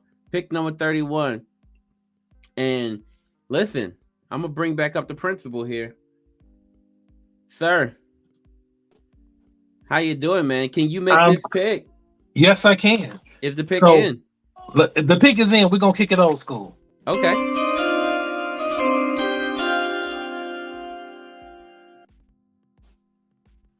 So with the 31st pick in the draft, staying true to the big board, the Cincinnati Bengals select Treylon Burks, wide receiver out of Arkansas. Oh, wow. Wow. Talk to me about this, brother. So, Cincinnati made some good moves this offseason, shoring up that O-line. And they win the Super Bowl. When you're picking here, you do have the luxury of choosing the best player available. I'm gonna show y'all my high-tech big board. Here's my high-tech big board. There's only side one. I did about a 45-player big board. And he was the best player left available in this draft. Treylon Burks is a bully. I mean, he is big, physical. He's not a burner. I think what he'll contribute to Cincinnati is real simple. You just got, these freaks, on the outside. You can move Treylon Burks to the slot. He's a guy that knows how to put himself between the ball and the defender. He's going to fight for 50-50 balls. He'd be a great guy on 3rd and 7. He'll get you 10. He'll get you the tough yards in the middle of the field as well. He could be that good, consistent safety blanket for Joe Burrow and the Cincinnati Bengals. Wow, man. Somebody somewhere is losing their mind thinking about Cincy adding another weapon on the outside. All right, bro. We appreciate you. We're going to bring up Connie Westside, the best side, to wrap us up here. Connie Westside, the best side. You know what it is. All time, brother. Talk to us, man. You're at pick number 32. Is the pick in? This pick was tough because you had a really good guy on the board, actually the best player in his whole entire draft on the board, yet no one picked him. I don't know why, but right, I gotta cater to. Is the pick in? Well, hold on. Let me do my spiel real quick. All right. I gotta cater to the need to what Detroit really needs. And I'm gonna go ahead and put my pick in. So go ahead and make the music happen. Make the music happen.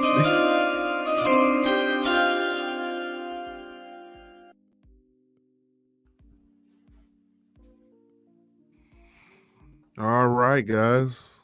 And with the 32nd pick, Detroit Lions selects Marquis Bell, FAMU. Okay. Cool, man.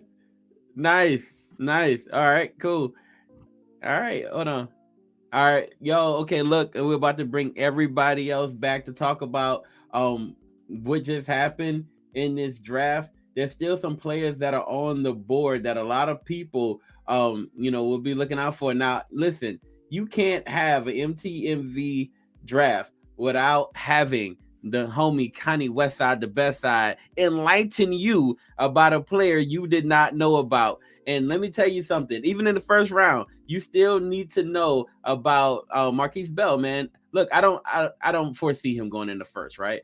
Let's just keep it a buck. But at the same time, you need to know about him because he is on a lot of people's draft boards. So look, we're gonna bring everybody up to talk about what just happened in just a second. Because we got to go through it, y'all. We got to go through it. We got, look, here's Kayvon Thibodeau, Malik Willis, Kyle Hamilton, right? Like, you see what's going on in this board. It's a lot of stuff to talk about here. And, man, I can't wait to get into it. Let's dive into the conversation, y'all. Please bring us back so that we can remind Connie Westside that this is not draft day, okay? This is not draft day. We're going to be bringing in fifth rounders back. Say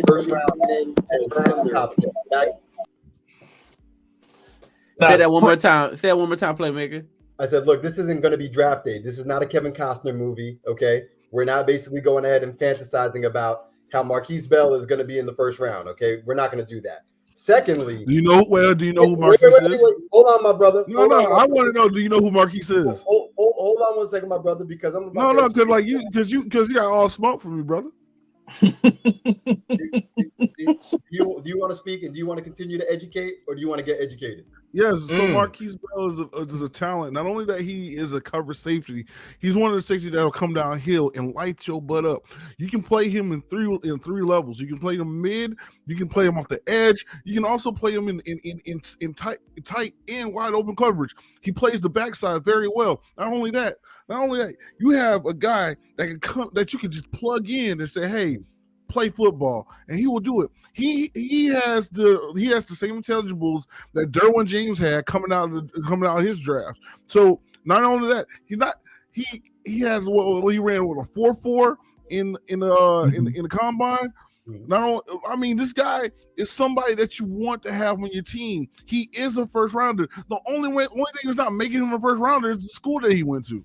Yes. You are absolutely, I'm so glad that you educated me on that. And now you've convinced me that he's going to be a first rounder in the USFL. All right. Next. Anyway, let's go ahead and let's talk about this. No, I'm just kidding. No disrespect to Marquis Bell. Great talent. Just not a first rounder for me. You did your best, Westside. I appreciate it. But let's talk about the most important thing here. And where's Ed? Because Ed's got to be. Okay, go ahead. I'm sorry. I'm not going to do it. To talk about Wandel Robinson being a gritty version of Tyreek Hill. First round pick. First round?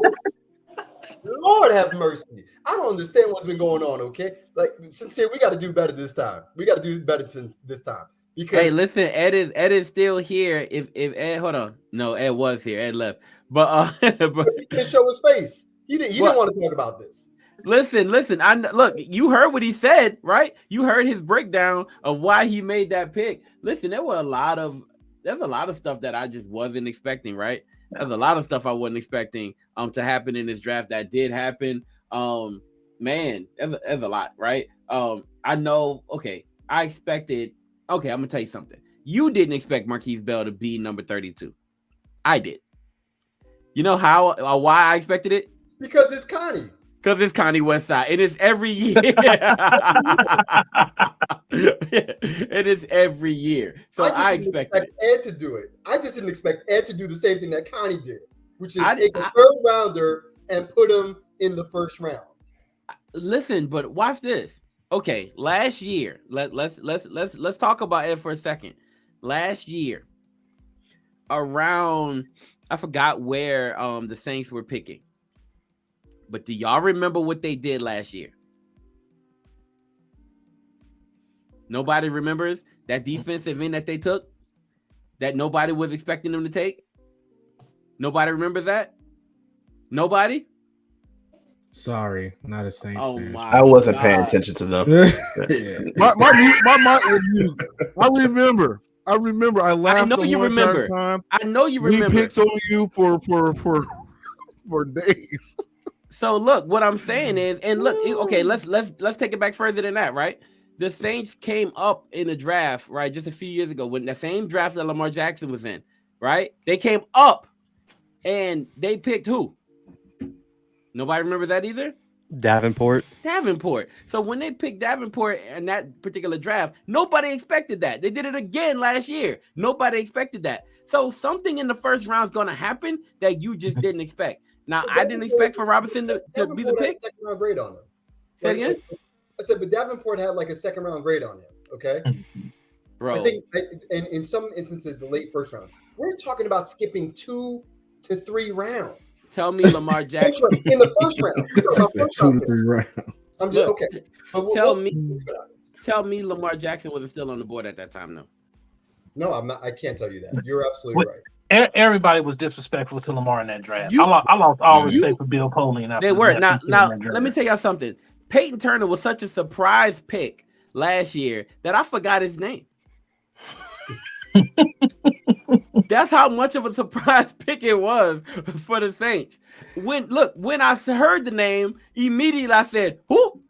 What? You ever look at the draft and do that?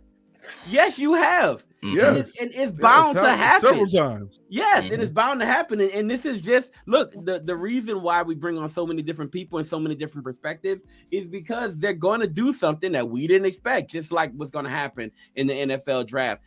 you didn't remember Peyton Turner, but you will remember Wandel Robinson. I can guarantee you that. And when he don't get picked in the first round, you're gonna be like, I told y'all this was foolish. Excuse me, when he doesn't get picked in the first or second round. Hey, can I jump in and agree and disagree with the playmaker man. real quick? I agree with Wandel. You lost Devontae Adams, and you got Drake London sitting right there. They're pretty much the same receiver. No, they are not. Size-wise, speed-wise. No. Devontae, no. No. Drake London was Devontae Adams when Devontae Adams came out of Fresno.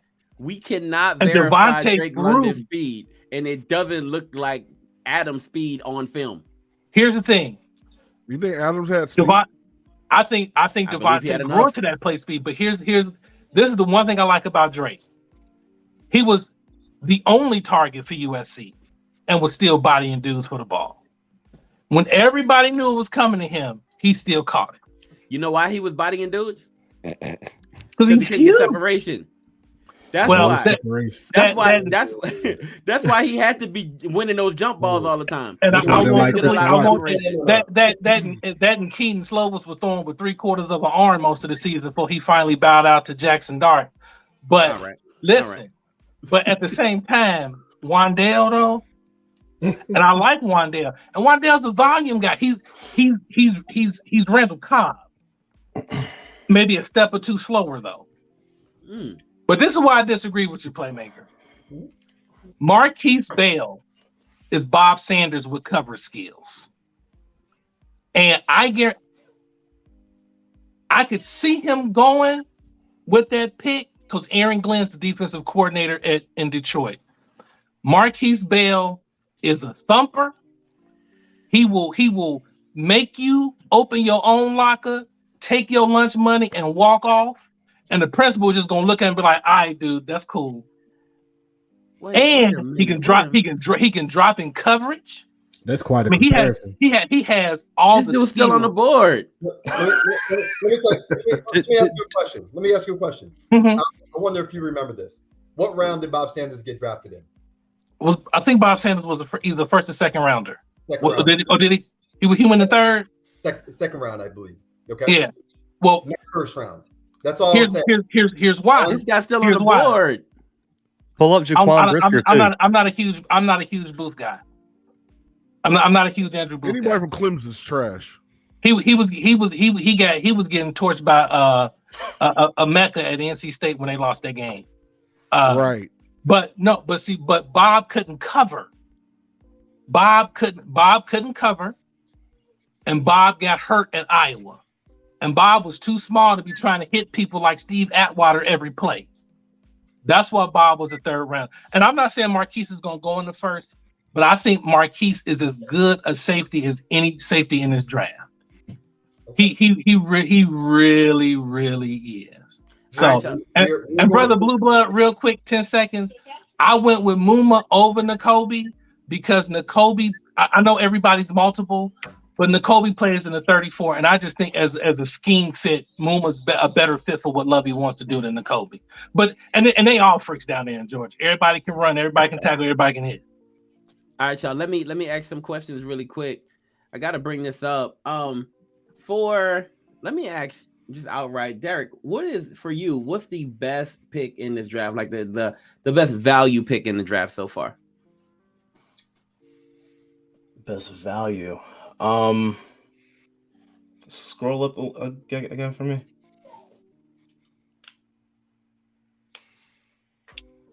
I don't know if I want to say value, but I think Malik Willis going to Detroit is very interesting. So you went with the most interesting pick in the draft. Okay. That's interesting. Yeah. Okay. Most Yeah. interesting pick in the draft. Yeah. All right. Venora, talk to me. So far, what's the pick that you saw that was like, yes, that's a perfect fit?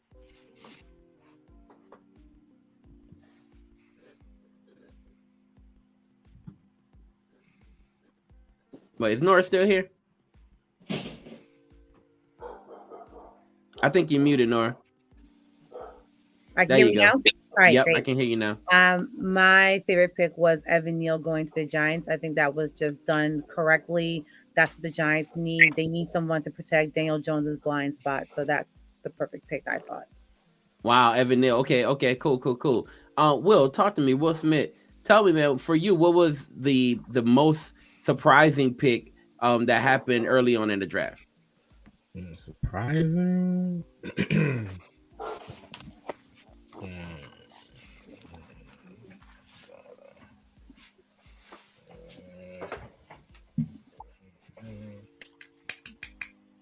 Probably that.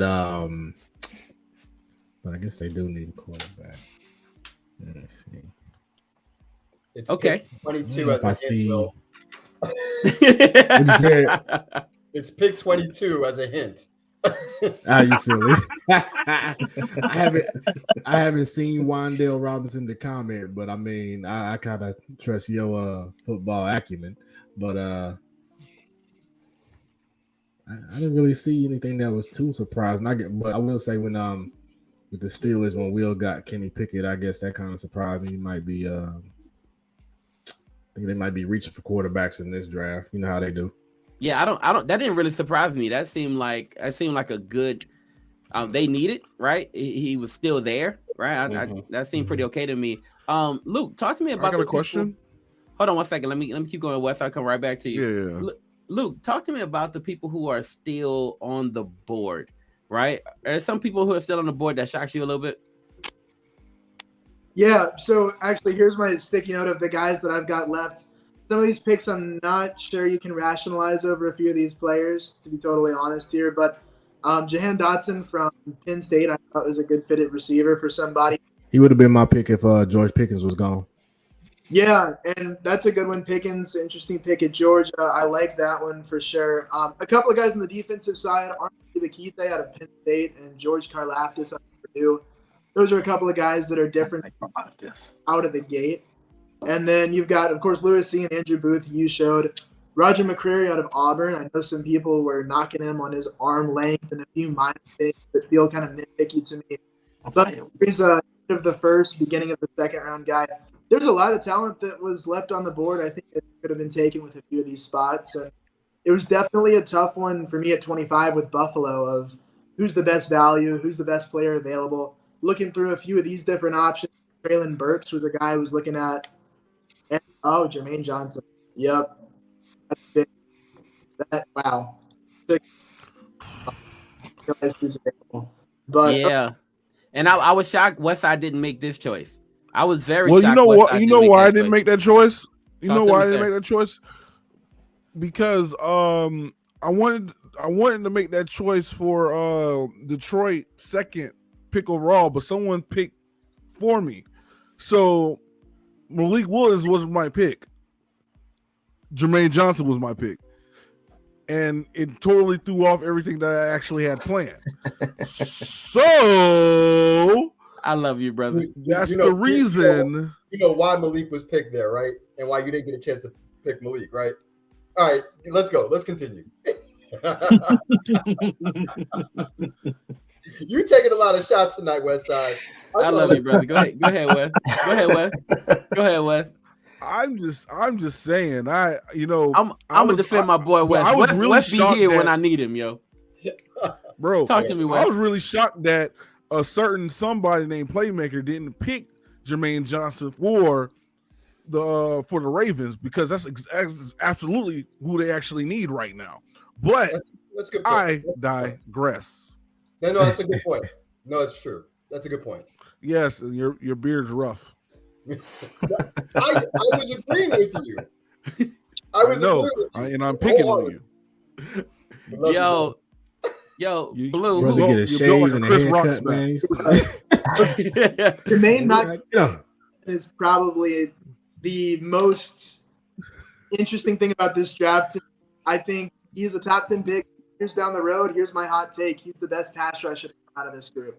Yeah, I had thought Jermaine Johnson had gone in the top 10. Otherwise, I would have easily taken him with any pick I ever would have had beyond. But Jermaine Johnson is going to be that guy. Yeah. If you take a look at his Senior Bowl film, I checked it out a little while ago, going through some plays. and he's tossing these Power 5 guys aside. He's ripping people like crazy. Any film evaluation you do on John Florida State, you will be beyond impressed. He's a top pick. There's no doubt. Hey, yo, okay, now I'm about to bring up somebody and ask the whole field for y'all to give me your thoughts on this. This guy is still on the board. What are your thoughts? He overrated. I had him between 35 and 45 on my big board, so I didn't have a problem with him not going. Could have seen him maybe at 31, 32 if someone traded back in. I actually had a conversation about him, and I don't remember who it was with. And I compared him to Jim McMahon because he's reckless. Like, you too little to run like that, Matt Corral. What are you doing? He doesn't have speed like that to run. Like, exactly. I'm sorry, I'm so glad nobody drafted Sam Howell in the first round, because really he's Baker Mayfield if Baker Mayfield were evaluated properly. Because what him and Matt Corral are gonna find out is when they get to the league, they're not going to be able to run in the NFL the way they ran in college. And Corral, I still think Corral. My biggest issue with Matt, and it's a bit of my issue also with Kenny Pickett, I don't know if the skill set's translatable because of the offense he played in at Ole Miss. I mean, when you look at Jalen Hurts, I think Jalen Hurts is in the league more because of Lincoln Riley than Lane Kiffin. And you see the issues Tua's having in the league right now. I don't know if a Lane Kiffin offense is translatable to the next level. And I still think Matt Corral throw to the wrong jersey too often as well. Facts over here. He's speaking facts right now. Very well done. Man, look, I like that kid. I like Matt. I'll tell you why. Like, even when so we had an interview, shameless plug. We did an interview with Ryan Wilson on CBS, right? We brought him on, and he talked about the quarterbacks in his draft, and he said the only quarterback he had rated as a first round quarterback, right? And it wasn't even early in the first; it was kind of late in the first. Was Matt Corral, right? Like, that was his one guy that he said, you know what? I believe this dude will do well in the league. Now, I believe, just like you believe, Dante, like, I think that, you know, he runs too much and runs too recklessly for that little small body, right? He's in, right? I think that for a fact, right? And he's not Kyler. Say it again. He's not a freak like Kyler. He's not Kyler. Kyler's a punt returner. Everybody knows that. Yeah. Right? Like, that's who he is whenever he runs the ball. That's exactly what's going on there. But if you look at Matt, I love his arm strength. I love what he's, you know, I love the bit of recklessness he does have, right? I love that. So when you watch him play, you can get behind a guy like that. The only problem is that at some point he's not fast enough to you know, deal with that, and he's gonna get hit a lot. Right? I think Zach Wilson is learning the same lesson in New York, right? But Zach has a better arm than Matt, in my view, right? And I think you're right. But Zach feels ridiculous to me when he throws the ball sometimes. Am I wrong? Are y'all looking at Zach? I don't think Zach's got great arm. Ridiculous. So I actually like Zach's arm talent. I think his mental processing is a little off in the NFL. That's what I've seen thus far. And I think more importantly, when we start talking about, you know, his frame and the ability to run, I mean, that's something that he was lauded for in college, right? And he comes out here and basically learns, and very, very quickly, this is not going to cut it. And that's what I worry about with Matt. So I think the first round grade, the only person I would lend credence to at this point in time, based on their ceiling, is going to be Malik. I mean, I love Malik's confidence. I love his poise. I love his ability to engage teammates. I love his confidence, his arm strength. You know, I just think that he can grow into this position. Yes, went to Liberty, get a little bit worried about that, but ultimately, this guy carries himself. And this is where I'll go back to Westside, and I'll apologize a little bit because, you know, when I start to think about my reasonings for Malik, I go, you know, Bell could make it. Now, the buzz around Bell isn't that he's going to be in the first round, so I start thinking about value. But I'm going to taper that down, and I'm going to give you an apology, my friend. I think it's a solid pick for the person. All right, and I'm here at MTMV family. I'm apologizing to Westside, my boy. You know what? I should have put you in a solo view for that. Right? That rarely ever happens. This is my Dear John letter? Is this my Dear John letter? West side, the best side. I'm sorry, man. It would have rhymed you to say West Side, the best side. I apologize. That would have been dope. All right, cool. Look, I need to talk about just really quick. We'll wrap this up. Sam Howell, right? So Luke, you were at the Senior Bowl. Blue, you were at the Senior Bowl, right? And I know you guys were seeing that. Let me just ask: is Sam Howell a first round guy? No, no, not at all. And Sam, like press conference, he did some explaining, talking about some stuff, answering some of our questions from what we saw. And to me, out there on the field, I think he's got some talent that can be developed. He doesn't have the upside of somebody that you take in the first round. He doesn't have the overall style of play that I would like from somebody. Out of someone to take that high and the body of work in college, the senior or the final year, not impressive enough to me. A second round pick, solid value. We're after round one, decent value. But for Howell, he's another guy I've got somewhere between 40 and 55 and pretty much addition. Yeah, right, I mean, go ahead. I definitely think he has some like qualities that might help him, stay around as a backup or something. But overall, I don't think I think he's a bit too careless with the football. And I think what you saw is he had a huge junior year and everyone loved what he was doing. But then once he lost all that talent around him, he lost two of his wide receivers to the draft. He lost those running backs that he really relied on to get the pressure off of him. And so I think he kind of got exposed this year. And to answer, I know someone mentioned Malik going to Liberty. Being an Auburn grad, knowing Malik personally, like I was in classes with him and everything, there were more like politics behind the scenes that played into the fact that he didn't get to see the field at Auburn more so than he couldn't play. Like every time he touched the field at Auburn, he was blowing people away. But when you look at I'll just say the advantages that Bo Nix had behind the scenes, I think that hurt Malik in the long run. And you saw once he goes into a similar offense that Gus Malzahn had under Hugh Freeze, he set the world on fire. I'm not, but I'll say this. Bo Nix shouldn't have been the starter for Auburn for multiple reasons. And I think politics. I agree wholeheartedly. Yeah, there was more behind the scenes as a guy who works for Auburn Sports on 3. Like a lot more happening behind the scenes with Malik Willis. So I wouldn't look into him playing at Liberty as much as someone else. All right, y'all. So look, last thing before we go, Doc is here and he is joining us today. Appreciate you, man. He made it. He made it. Yo, Doc, you were looking at the draft on YouTube, man. What'd you see that shocked you? What'd you see that kind of made you go, what the? Go ahead, talk to us, man.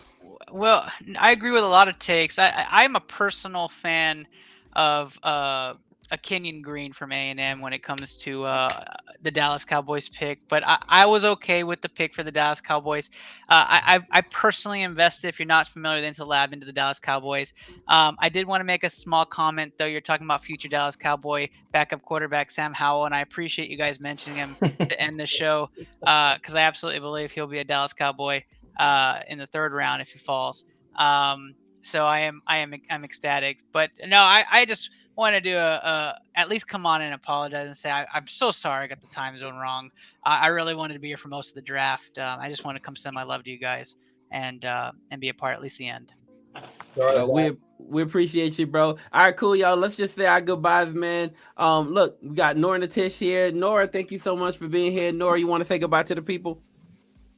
Yes, thank you guys for tuning in to our mock draft, and you guys stay safe out there and enjoy your weekend. Thank you so much, Nora. VC the playmaking, bro. You want to say something about? You want to say goodbye to the people? Oh my goodness, it's always a pleasure. MTMV family, this is always a fun one. I look forward to these every single year. Keep God first in your life. Just make sure that keep that smile on your face. Pay it forward, everybody, and we'll see you next time. We appreciate you, man. Kind of West Side, the best side. You want to say goodbye? Hey, man. Just want to say, man, I love everybody that comes on here, man. Thank y'all so much for participating in this. As an MTMV person, I am just blessed to see like the reach that we have. So, man, thank y'all again. We appreciate you, man. Luke, talk to us, bro. Thank you for being here. You want to say goodbye? Yeah, thank you for having me. And for anyone interested in draft coverage at Luke Winslow here, we've got exclusive content stuff coming up here with the draft. But appreciate you having me. Great talking with you all today. We appreciate you too, man. Blue Bloods, Blue in the building. Talk to him, Blue. What's good? Hey, man, I appreciate y'all having me. Looking forward to doing more work with y'all, man. This was a blast. We appreciate you too. OTS is in the building. Derek, talk to the people, man. Yes, sir. Thanks for bringing me back on to this. You know, it's always fun to hang out with you guys and chop it up. So thank you for inviting me again. I think it's like the second or third year. So thank you. Yeah, man. 3 years we rolling, man. Yes, Principal Dante, talk to him, man. This is my first one. I'm new to the MTMV family, and this was fantastic. Read my articles on the website. I need some clicks. And then you can find a lot of my college football stuff on SaturdayBlitz.com as well. So thank y'all. God bless. Absolutely. Will Smith, talk to the people, man. The champ. Well, I'm sorry. The former champ. In the building, talk to. Thank you for having me. Proud to be a member of the MTMV family. Thank you, everybody that came on and participated, man. And, just thank everybody for watching now. And just a message to everybody that think the Chiefs are gonna fall off. Y'all better watch out now. Oh, they are. Red and gold. Red and gold. What'd you say, Ernie? What's that? Yeah. I predict a 5-7 start. 5-7 start. That's what I predict. Don't listen to that, Will. You better enjoy that championship, Will. You know better, Will. Listen, Will, they all gonna be eating their words when y'all get Debo Samuel. That's what's gonna happen. That ain't happening. Hopefully not for no 2 first-round picks. I'm reading something about they about to give up 2 first. I'm like 2 first rounds. I'll give up first-round picks. You can have two first-round picks and and naming rights on my newborn for Debo. For Debo, yeah, Debo, yes, please. Yeah. Give me that Debo. We need to keep at least one of those. Yeah, I'm glad you caught it. He said a naming rights for my baby. Yo, I'm telling you right now, man. I heard that part. I was like, yo, children? Hey, stop it. Thank y'all for being here. We appreciate y'all, man. Is that a message? Look, MTMV Sports. We out. I think that's the message. Hi, Crew.